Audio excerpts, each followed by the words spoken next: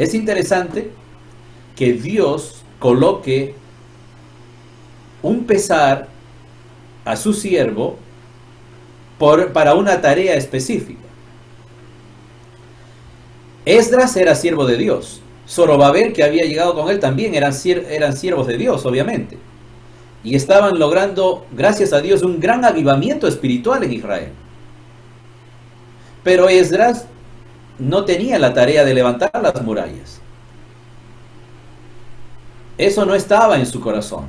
Dios no había colocado eso. Dios lo había mandado para una tarea que era una tarea principalmente espiritual, de avivamiento espiritual en el pueblo.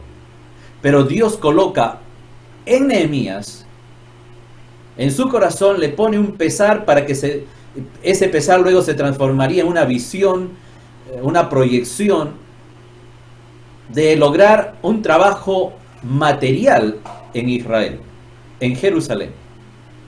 ¿Se dan cuenta? Dios utiliza a diferentes siervos suyos. Un solo siervo de Dios no puede hacer toda la obra de Dios. Por eso existen muchos siervos y siervas del Señor. Ninguno de nosotros puede hacer toda la labor de la obra de Dios en el mundo, en nuestra ciudad, ni siquiera en nuestro barrio o en nuestra iglesia. Ninguno de nosotros, Dios lo va a llamar a ninguno de nosotros a dedicarse a hacer todas las tareas que están por hacer en la obra de Dios.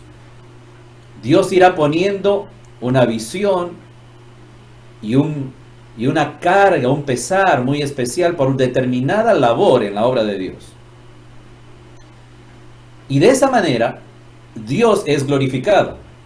Cuando uno solo hace todo el trabajo, la gloria, normalmente la tendencia es que la gloria se la quiera llevar el único hombre que se ha dedicado a hacer esa labor. Pero cuando es un trabajo de equipo, ya la gloria no es para ninguno de nosotros de manera especial, porque lo hicimos todos. La gloria termina siendo para Cristo, porque Él es la cabeza de la iglesia y nosotros somos el cuerpo de Cristo.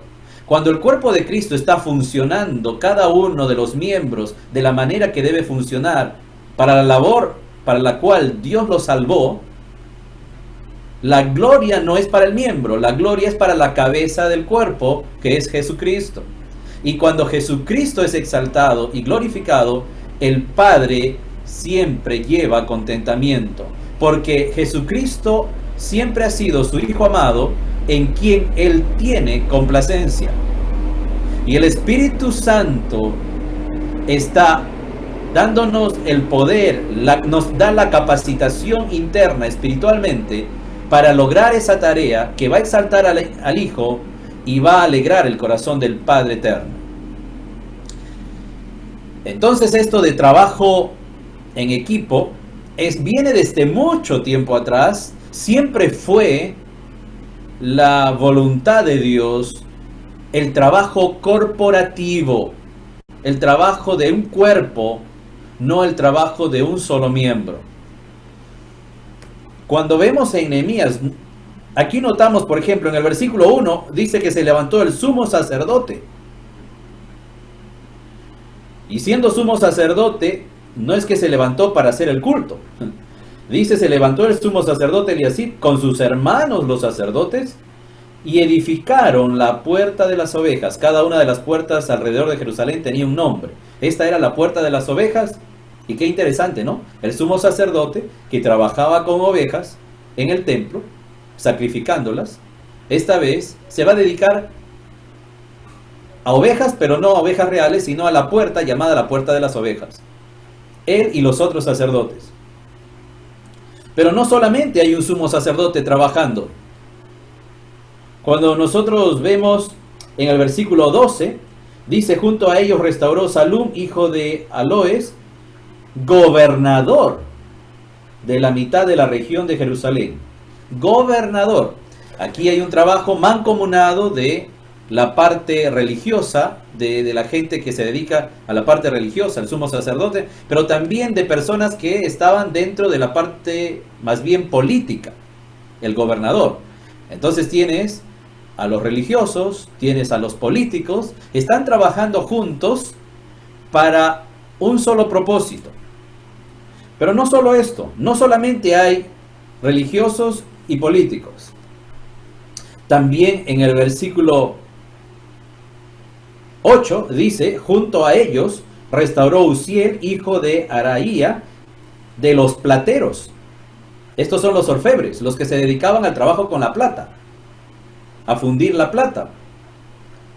Pero estos plateros no trabajaron solos, porque dice, junto al cual restauró también Ananías, hijo de un perfumero. Así que dos oficios que antes quizá trabajaban por separado, ahora trabajan juntos porque tienen un solo fin en común, algo que los une, que es levantar la reconstrucción de la muralla de Jerusalén. Y esto era interés común para todos ellos. Y están trabajando juntos. Pero cuando ustedes ven en el versículo 1, vimos el sumo sacerdote, pero ahora quiero hacer énfasis en que dice, con sus hermanos los sacerdotes. Ahora, si son sacerdotes, son varones. Pero en el versículo 12, en la parte final, dice que este gobernador, que ya mencionamos en el versículo 12, no trabajó solo, sino que en la parte final hay un añadido. Dice, él con sus hijas. Estas son mujeres. Miren qué bonito que esta visión que Dios puso en el corazón de Nehemías para levantar las murallas, contagió a la parte de la sociedad que tenía que ver con los religiosos, los políticos, hombres y mujeres de diferentes oficios. Todos estaban involucrados en la reconstrucción del muro. ¿Se pueden ustedes imaginar cómo era eso? Ahora, usted puede pensar, pero ¿cómo estas mujeres? ¿En qué trabajaban las mujeres? Quien es machista va a decir, pero las mujeres aquí ¿qué hacen? Que se vayan a otro lado, no ayudan mucho. Y ha sido muy bonito ver en la obra de Dios en varios momentos, tanto en el templo, en campamentos, en otro tipo de eventos del mundo cristiano, cuando están los hombres y las mujeres, los mayores y los más jóvenes, e incluso los niños, todos sirviendo al Señor, sacando adelante ese proyecto misionero, sacando adelante ese campamento, esa conferencia misionera. Y te das cuenta que no todos están haciendo el mismo trabajo. Unos están con el sonido, otros están con la limpieza allá afuera, otros están trayendo gente, dando la bienvenida, otros están encargando de la parte de la comida, preparando los alimentos, otros van más bien a hacer las compras en el mercado para traer los insumos para cocinar. Otro hermano dice, bueno, yo no sé qué puedo ayudar, pero aquí tengo mi movilidad, yo les puedo ayudar para transportar lo que han comprado. Y cada uno da tanto gozo, no solo para el que está sirviendo, sino para los que están observando. Es un gozo ver cómo cada uno encuentra su lugar en la gran obra de Dios. Y no todos tenemos que hacer exactamente lo mismo. Eso sería un trabajo de estorbo. No todos podemos estar cocinando y todos metidos en la olla, removiendo lo que está en la olla. No todos podemos estar allí. Y además no todos lo haríamos de la mejor manera. Porque mejor dejar a eso a aquel que tiene la sazón justa para preparar los alimentos. Y otro que sabe manejar una movilidad, mejor que vaya y transporte lo que se ha comprado.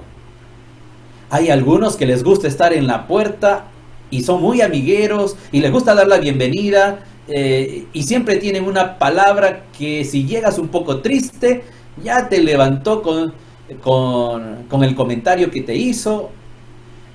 Mejor que esté allí quien tiene esa habilidad y no alguno que es pinchaglobo, ¿no? Decimos así. Alguien que con su palabra te va a terminar desanimando. Pero lo interesante es que el líder muchas veces tiene que asignar trabajos, pero el trabajo del líder no necesariamente es imponer un trabajo, una tarea, a alguien que ve que no es efectivo allí. Muchas veces el trabajo del líder, en este caso de Nehemías, y yo me imagino que Nehemías ha tenido que hacerlo de esa forma, porque es como desde ese momento se desarrolla el liderazgo espiritual. Lo que ha tenido que hacer el líder es simplemente reconocer lo que ya estaba sucediendo. Reconocer que este es bueno en esta área, entonces que se dedique a aquello. El otro es bueno en aquello otro, ya lo viene haciendo, entonces que se encargue de esto. Y que motive a otros para trabajar al lado de él en esa área en la cual es bueno haciendo. Y qué bonito ver eso. Ustedes no sé si pueden imaginarse, visualizar lo que está sucediendo en Jerusalén en este capítulo. Están todos trabajando y hay personas de diferentes estratos de la sociedad, de diferentes edades, de diferentes género, pero todos están motivados porque algo los une, un propósito común, el de levantar el muro de Jerusalén y de reconstruir sus puertas. Esto es algo que todos ellos querían ver. Cuando nosotros llegamos, hemos mencionado el versículo 12, junto a ellos dice, restauró Salum, hijo de Aloes. Miren lo que dice aquí, gobernador, ya hemos visto esto, pero miren lo que dice a continuación, gobernador de la mitad de la región de Jerusalén. ¿Esto qué quiere decir? Que si él era gobernador de una mitad de la ciudad, debía haber otro gobernador que era gobernador de la otra mitad. ¿Pero qué de ese gobernador? Ahora en un momento vamos a encontrar eso, pero yo quiero que vean ahora en el versículo 17. Dice, tras él restauraron los levitas. Aquí aparece el grupo de los levitas que todavía no habían sido mencionados. Eran los que trabajaban también en el templo. Rehum, hijo de Bani, junto a él restauró a Sabías, gobernador de la mitad de la región de Keila, por su región. Pero en el versículo 18 dice, después de él restauraron sus hermanos, Babai, hijo de Enadab, gobernador de la mitad de la región de Keila. Este es el otro. Así que ya están unidos los dos gobernadores y eso hace que una a toda la región. Cuando llegamos al versículo 32 dice, y entre la sala de la esquina, que es el último versículo del capítulo 3, y entre la sala de la esquina y la puerta de las ovejas, restauraron los plateros y los comerciantes. Ahí tienes otro grupo, otro oficio, otro grupo de la ciudad representado que eran los comerciantes. Ellos siempre habían estado acostumbrados a vender, eran comerciantes, pero ahora no había nada que vender. Había que poner manos a la obra y ayudar en la reconstrucción del muro. Ahora, ¿cómo lo lograron? ¿Siempre estuvieron motivados? ¿Y cómo fue que lograron al final reconstruir todo? La clave de eso está en una frase que se repite una y otra vez en este capítulo. La frase es junto a ellos, o junto a él, o al lado de él. En el versículo 2 dice junto a ella. En el versículo 4 comienza diciendo junto a ellos restauró Meremot, hijo de Urías, hijo de Cos, y al lado de ellos. Y en la parte final del versículo 4, una vez más, junto a ellos restauró Sadoc. Y el versículo 5 comienza diciendo e inmediato a ellos. El versículo 7 también comienza diciendo junto a ellos restauró Melatías. Versículo 8, junto a ellos restauró Uziel. Y en ese mismo versículo dice junto al cual restauró también. Versículo 9 comienza diciendo junto a ellos restauró también Refaías. Aquí está el otro gobernador que se nos había perdido, el gobernador de la mitad de la región de Jerusalén. Él, junto con el otro que aparece en el versículo 12, entre los dos, completan ya toda la región. Ahora, usted piense, ¿por qué había gobernadores diferentes para una misma ciudad? Uno para la mitad y el otro para la otra mitad. ¿Sería que toda la ciudad era muy difícil gobernarla uno solo? ¿Sería que tenían intereses diferentes y se habían dividido y cada región buscó su gobernador? No lo sabemos, pero aquí están trabajando juntos.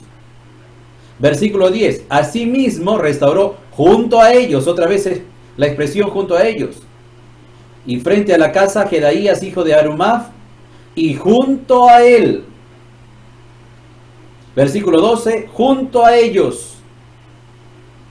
Versículo 17.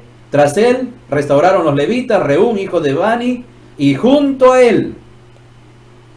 Versículo 19 comienza diciendo, junto a él restauró Ezer. ¿Se dan cuenta? El trabajo en equipo era un trabajo, primero, de responsabilidad de tareas.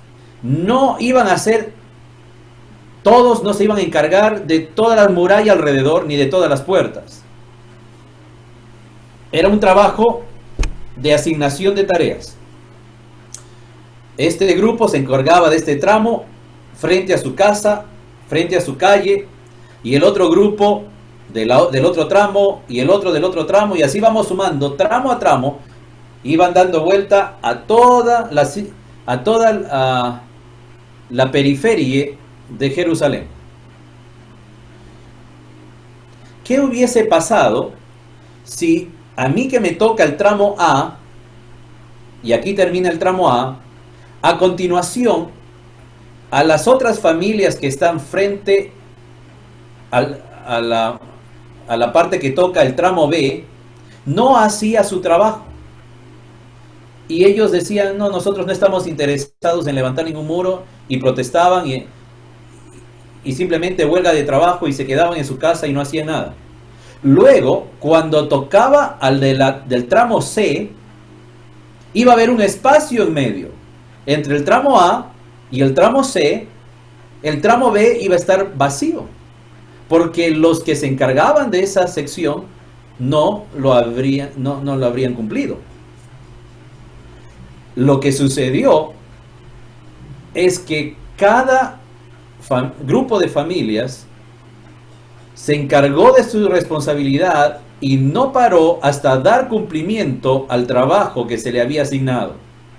No fue un trabajo a medias, no fue un trabajo solo de algunos, fue un trabajo mancomunado, corporativo, pero de inicio al final, hasta terminar todo lo alto del muro. Pero qué importante aquí, no solamente cumplir con la asignación del trabajo encomendado, sino también el poder trabajar junto, al lado, hombro a hombro. Esto nos motiva. No sé cuántos de ustedes entenderán de qué trata el fútbol americano. Estos grandes hombres con sus cascos y esos protectores, y la pelota que no está redonda, ¿no? Esa pelota que tiene una forma media, o ni siquiera diríamos que ovoide, pero alargada. Bueno, si usted no lo entiende, no se preocupe. Yo tampoco entiendo muchas de las reglas y todavía estoy tratando de entender. Pero algo me queda claro. Los de un lado tienen que hacer llegar la pelota del otro lado del del campo del equipo contrario, y hacerlo pasar por algo que en realidad nosotros decimos, los que sabemos fútbol, los latinos, decimos pues arco, ¿no? No sé si eso es un arco, pero está muy en alto y hay que hacer pasar la pelota por allí. Lo interesante de este juego, y nosotros que hemos visto seguramente algunas películas, y no entendemos mucho qué está pasando, o cuáles son las reglas exactas, pero igual nos emocionamos porque más o menos vamos entendiendo que la pelota debe llegar del otro lado. En eso se parece al fútbol de nuestros países.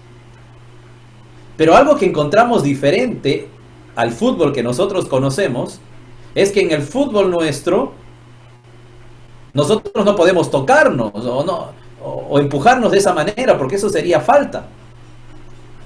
Pero hay un momento allí cuando comienza el partido de fútbol americano en que ellos están, parece como que en una partida, como que si van a correr una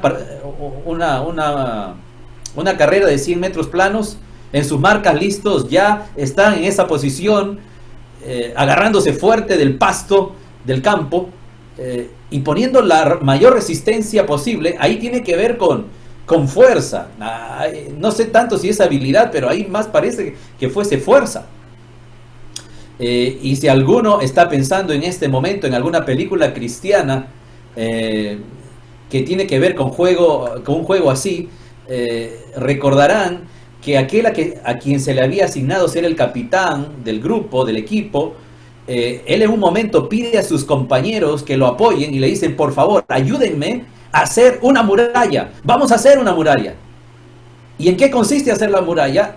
En ponerse todos juntos, uno al lado del otro, poner la fuerza individual que me corresponde, pero sin dejar un espacio. Tenemos que estar todos bien pegados, haciendo la muralla de contención, porque cuando suena el silbato, es un choque de jugadores de una muralla contra la otra muralla de jugadores del otro equipo contrario. Y hasta donde me he podido dar cuenta, allí ganan gran ventaja. Si la muralla mantiene puede frenar al enemigo, al equipo contrario, parece ser que hay una ventaja ya grande en el comienzo de esa jugada. Pero me parece interesante que ellos tengan que conversarse entre ellos y muchas veces el capitán decir: ¿están conmigo? ¿Estamos juntos en esto? Sí, vamos, lo vamos a hacer. Y todos se ponen uno al lado del otro. Ahora, esto no solamente sucede en este tipo de juego, sino también esto sucedía en el ejército de los romanos. Por eso los romanos avanzaron tanto con sus conquistas, porque ellos tenían, tenían buenos armamentos para aquel momento, las carrozas, pero también tenían diferentes tipos de escudos. Tenían escudos pequeños para el combate cuerpo a cuerpo, pero también tenían un tipo de escudo que era un escudo regular de alto, por lo menos estamos hablando desde el suelo, una altura de 1,40 m de altura de un escudo. Eso de manera sobrada puede ser el escudo para un niño. Estos escudos eran muy pesados y no servían para el combate cuerpo a cuerpo. ¿Para qué se utilizaban entonces? Eran para, en el momento de acercarse al enemigo, colocar los escudos al suelo, pero el escudo mío debía estar junto, al lado muy pegado al escudo de mi compañero, y así al escudo de mi otro compañero a mi otro lado. Y se ponían en cuclillas, se escondían detrás del gran escudo, pero hacían una muralla de escudos muy larga. Y de esta manera iban avanzando. Medio una rodilla al suelo, otra rodilla levantada, iban avanzando, iban avanzando, iban avanzando. Y eso hacía retroceder al enemigo. Lo que el enemigo veía a lo lejos era una gran muralla de acero, de metal, que está acercándose, acercándose, acercándose. No veían soldados, veían solo escudos. Pero no se veía un solo escudo. A lo lejos se veía una gran muralla de metal. ¿Qué pasaba si uno de los soldados no cumplía su función y no caminaba, no avanzaba a la par de los otros? ¿Qué pasaba si se quedaba atrás? Entonces, el resto que avanzaba, con este que se había quedado atrás, iba a dejar una abertura. Y por esa abertura podía entrar una flecha con fuego y podía ser la destrucción total del resto, y iban a perder la batalla. El secreto de avanzar era avanzar juntos, pero uno al lado del otro. Y de esta manera, esta estrategia ayudó a los romanos para ganar sus batallas, para lograr las conquistas que ellos, de la cual tanto se jactaban, y cómo conquistaron en ese momento. Y el Imperio Romano llegó a ser tremendamente muy grande, pero esto era su estrategia. En la obra de Dios no podemos dejar de tocar el hombro del otro. Mi hombro debe estar unido al hombro de mi hermano.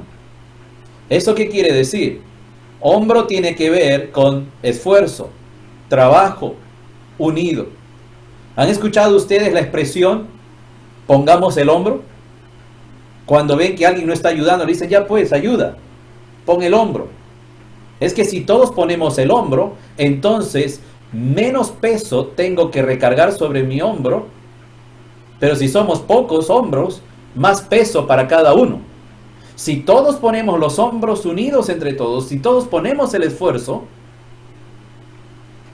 el trabajo será mucho más llevadero, no necesariamente más fácil, pero habrá el gozo final de decir, lo hicimos juntos, estuvimos juntos, con el tramo que te tocó, con la tarea que te fue asignada. Tu tarea fue un tramo importante en la reconstrucción de toda la muralla. Y otros que tenían habilidad con levantar las puertas, pues se encargaron de las puertas y pusieron madera. Seguramente conocían algo de trabajar con madera. Y estoy muy seguro que alguno de ellos dijo, yo puedo ayudar aquí porque yo sé de carpintería. Dejen que yo ayude. Y otro seguro decía, yo no soy muy bueno en esto, si yo meto la mano aquí, más bien en vez de ayudar, voy a entorpecer. Mejor me quedo de este lado donde sí yo puedo hacer este trabajo. Y así al final, el trabajo de uno no es más importante que el trabajo del otro. Porque cada tramo fue importante para decir finalmente que los muros de Jerusalén, todas las murallas y sus puertas fueron reconstruidas. Sin tan solo un tramo o la mitad de un tramo no era completada, no se podría haber dicho que el trabajo de toda la muralla de la ciudad había sido concretado. Con esto, ¿qué queremos decir? El trabajo suyo, el trabajo mío, no es ni más ni menos importante a los ojos de Dios cuando se trata de la obra de Dios.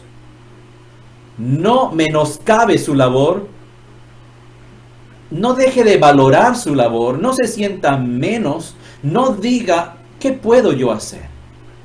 Lo que yo sé no vale mucho.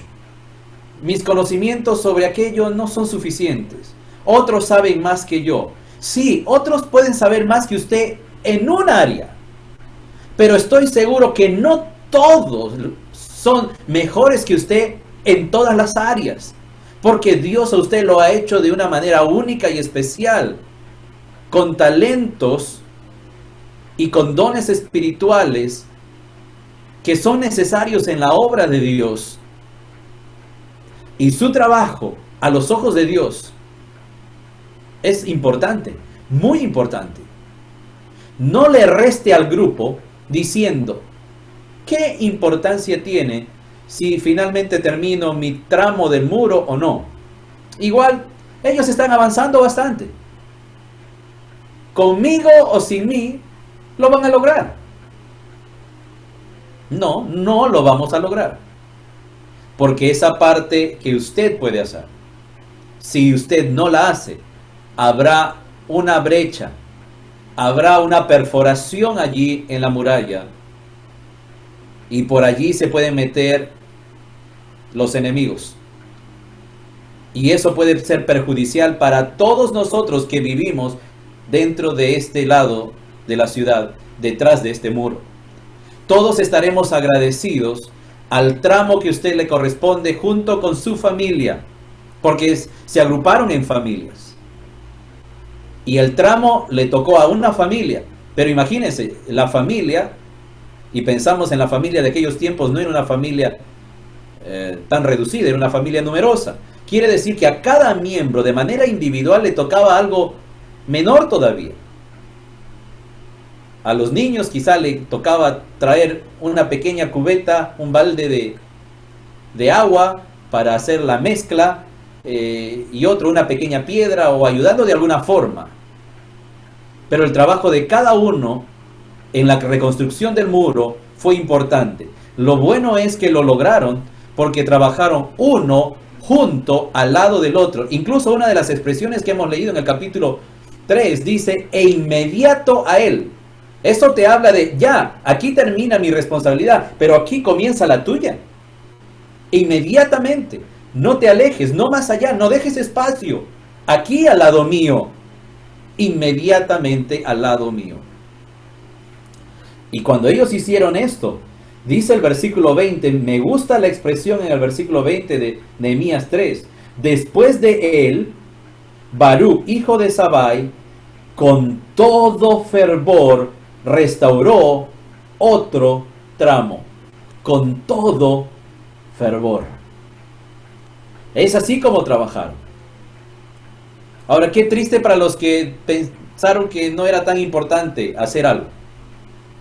Porque allí algunos hemos leído, ¿no? En el versículo 5, cuando los tecoitas también restauraron, dice, pero en el versículo 5, pero sus grandes no se prestaron para ayudar a la obra de su Señor. Sus grandes no se prestaron. Siempre, lamentablemente, en la obra de Dios va a haber algunos que van a pensar que no es importante hacer eso. Sepa usted que al final todo lo que hacemos, lo hacemos como para el Señor y no para los hombres. Porque a Cristo el Señor servimos. Y el trabajo que aportamos no es para otro ser humano, aunque mayormente todo el tiempo otro ser humano sale beneficiado. Así lo quiso el Señor. Pero nuestra motivación de servicio es al Señor. Y cuando me niego a aportar la parte del tramo que a mí me corresponde, siempre alguien va a quedar perjudicado. Ahora seguramente usted ha escuchado la expresión, nadie es indispensable en la obra de Dios. Bueno, todos somos importantes para Dios en su obra.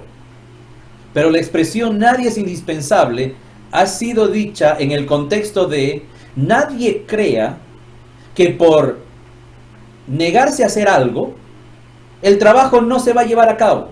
Ninguno se debe creer que es la última rueda del coche. Bueno, yo me voy a negar a ver cómo les va, a ver si pueden hacerlo sin mí. Nadie debería tener este pensamiento. Porque en ese momento sí se aplica la expresión, ninguno es indispensable. Te perderás la bendición de construir esa parte del tramo. Porque cuando Nehemías seguramente recorría toda la ciudad y se daba cuenta que los grandes esos que dice allí no se prestaron para ayudar en la obra de su Señor. Bueno, no nos dice aquí si inicialmente no se prestaron o si cuando se les dio la labor después la abandonaron. Si no se prestaron inicialmente, pues la parte que les iba a corresponder a ellos, naturalmente que al final asumió la responsabilidad a algún otro, y algún otro pudo llevar el gozo y la bendición de servir al Señor. Y si es el caso que recibieron una tarea y no la cumplieron o la abandonaron por la mitad, también Nehemías, al estar supervisando, seguramente se dio cuenta que algo no estaba pasando en ese tramo. Y dijo, ¿qué pasa aquí? Anímense, háganlo. Y si pensamos que alguno de ellos dijo, no queremos, mejor nos regresamos a nuestros lugares, Nehemías obviamente iba a tener que poner algún otro. Pero ¿quién se estaba negando ante la bendición de ser parte de la gran reconstrucción de los muros de Jerusalén. Eran estos grandes de entre los tecoitas que no prestaron a ayudar a la obra de su Señor. En este caso sí, pues vamos a decir que nuestro trabajo no somos indispensables. Y Dios va a hacer su obra finalmente. Porque nada puede detener su obra. Pero quisiera yo, espero que quisiera usted, ser parte de lo que Dios está haciendo en este mundo por medio de su iglesia, que somos cada uno de nosotros. Qué triste, ¿no? Para los grandes, dice, para sus grandes. Ahora, ¿esto qué significa? Alguno puede pensar, para sus grandes, la gente mayor. Algún otro dice, no, sus grandes son sus autoridades, sus gobernantes. Lo cierto es que muchos que tienen la imagen de sí mismo, el concepto de sí mismo, de ser mucho más grande que los demás o ser más importantes que otros, piensan que por ser tan importantes ellos no deberían hacer el trabajo que hace el común de la gente. Ven que es un trabajo muy simple para su grandeza, y esa grandeza precisamente los pone en el lugar más bajo de la obra de Dios, porque el que se exalta será humillado, mas el que se humilla será exaltado. Y Dios va a tomar siempre a los de corazón humilde para hacer su gran obra. La obra de Dios siempre se ha hecho a través de los siglos, y lo vemos en la Biblia, a través de los pobres y menesterosos, de las viudas, de los huérfanos. Dios se ha encargado de hacer su obra, y con aquellos que han tenido un concepto muy elevado de ellos mismos se han puesto a un lado del camino y no han visto las bendiciones pasar por sus manos para ser de bendición a otros. El Señor Jesucristo, siendo Hijo de Dios, se humilló tomando un lebrillo en sus manos. En San Juan capítulo 13 vemos esto, ciñéndose una toalla y lavando los pies de sus discípulos. Inicialmente ellos no entendían qué era lo que él estaba haciendo. Simón, Pedro, se negó a que el Señor hiciese eso, pero el Señor le dijo que era necesario que él hiciese eso, que lo entendería más adelante.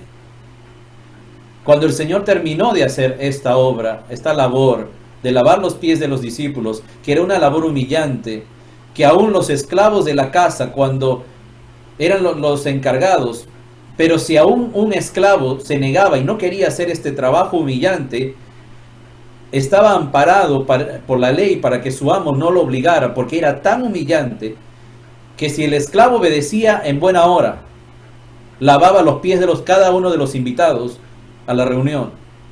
Pero si él se negaba en un momento, no podía ser obligado.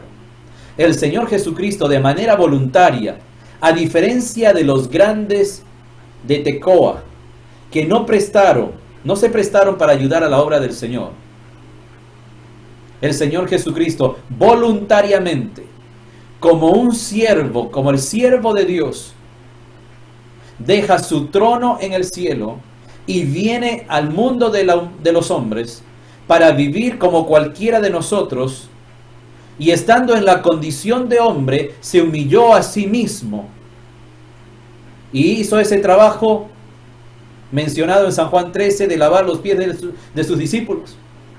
Pero Filipenses capítulo 2 termina esa expresión no en el lavamiento de los pies. Dice, se humilló a sí mismo, haciéndose obediente hasta la muerte, y muerte de cruz.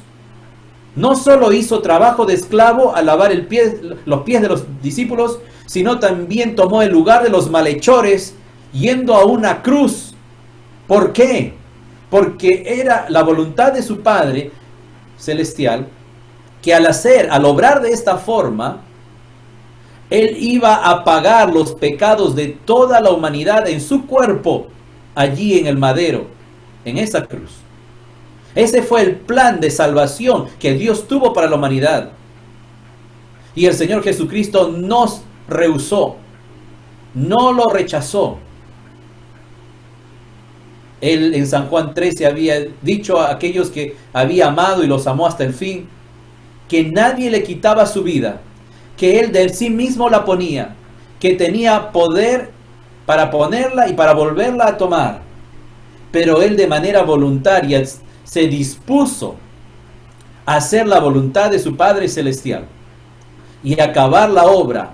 El tramo que le correspondía a Él en esta obra de redención, en esta obra de salvación de la humanidad, no la hizo a medias, la completó hasta el fin y acabó su obra. Y gracias a ello, usted y yo tenemos la oportunidad de ser salvos de la ira que vendrá en este mundo un día. Usted y yo tenemos la oportunidad de la vida eterna y el cielo con el Señor Jesucristo, gracias a lo que Él hizo en la cruz del Calvario.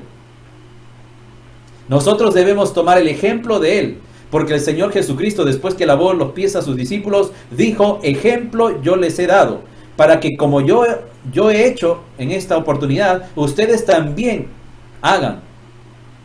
Ustedes también deben lavarse los pies los unos a los otros. Deben servirse los unos a los otros. Es un trabajo humillante de ponerse en esa forma de servicio, pero el que sea siervo de ustedes será finalmente el mayor entre ustedes.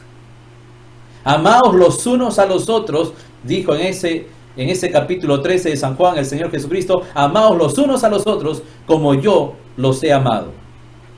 Y en ese amor que nos une el Señor Jesucristo, necesitamos trabajar juntos en la gran obra de Dios.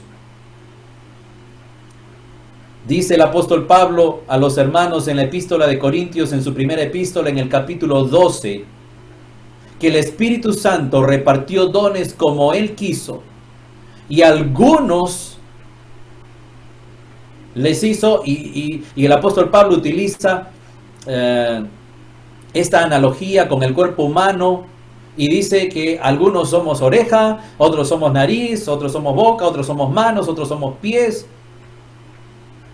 Y dice el apóstol Pablo: ¿cómo se vería un cuerpo si solamente todo es oreja? ¿Cómo se vería un cuerpo si solo es pura nariz? Bueno, habría que elegir, ¿no? ¿La oreja de quién para que nos represente? Porque hay orejas y orejas. Y si todo el cuerpo va a ser nariz, ¿cuál va a ser, la suya o la mía? Pues hay narices más perfiladas que otras, ¿no? Pero ya tendríamos un problema. ¿La oreja de quién? ¿La nariz de quién? ¿La mano de quién? Pero ahora más bien el Señor nos ha hecho diferentes. Si usted lo hizo ojo, pues vea. Si usted le hizo oído, pues oiga. Si usted le hizo boca, hable. Si usted le hizo mano, ayude, traiga. Si usted le hizo pies, pues camine. Porque todo el cuerpo necesita de usted para movilizarse. Cada uno de nosotros tiene dones y talentos preciosos que el Señor nos ha dado. Haríamos mal en negar a la gran obra de Dios y a nuestros hermanos en Cristo, que están esperándonos con su hombro, esperando que te unas, esperando que pongas junto al lado, inmediatamente al lado, y que juntos avancemos en la gran obra de Dios. Y cuando pensamos en talentos y en dones, no dejamos de lado incluso la personalidad, el temperamento de una persona. Es interesante, hay dones marcados en la Biblia, pero son limitados esos dones, en el sentido de número. No son dones infinitos en número. Hay una lista, Romanos 12, 1 Corintios 12. Después no hay más otros dones, no se pueden inventar más dones de los que están allí en la palabra de Dios. Pero es interesante, yo veo a alguien que tiene el don de evangelista. Y conozco 2, 3, 4, conozco muchos amigos que tienen don de evangelista. Y ninguno de ellos se parece al otro en la forma como ejercita su don. Todos tienen, tengo amigos que tienen don de exhortación, tengo amigos que tienen don de enseñanza. Ninguno de ellos enseña igual que el otro, ninguno de ellos anima igual que el otro. Porque Dios, aunque es su mismo don, Dios le ha hecho a usted único para que ese don, en combinación con su personalidad y con su temperamento, traiga un olor fragante a la presencia de Dios cuando usted ejercita ese don que Dios ha puesto en su personalidad, en su temperamento. Así que más bien dispongámonos el uno al otro, de poner el hombro uno al lado del otro, para ser de bendición a la gran obra de Dios y salir adelante en proyectos tan importantes como y tan complicados, tan imposibles para una sola persona o para unas pocas personas, como fue levantar las murallas y las puertas derribadas en Jerusalén. Pero juntos podemos, juntos somos la obra de Dios. Alguien ha dicho: ¿quieres llegar más rápido? Camina solo. Pero si quieres llegar más lejos, tienes que caminar acompañado.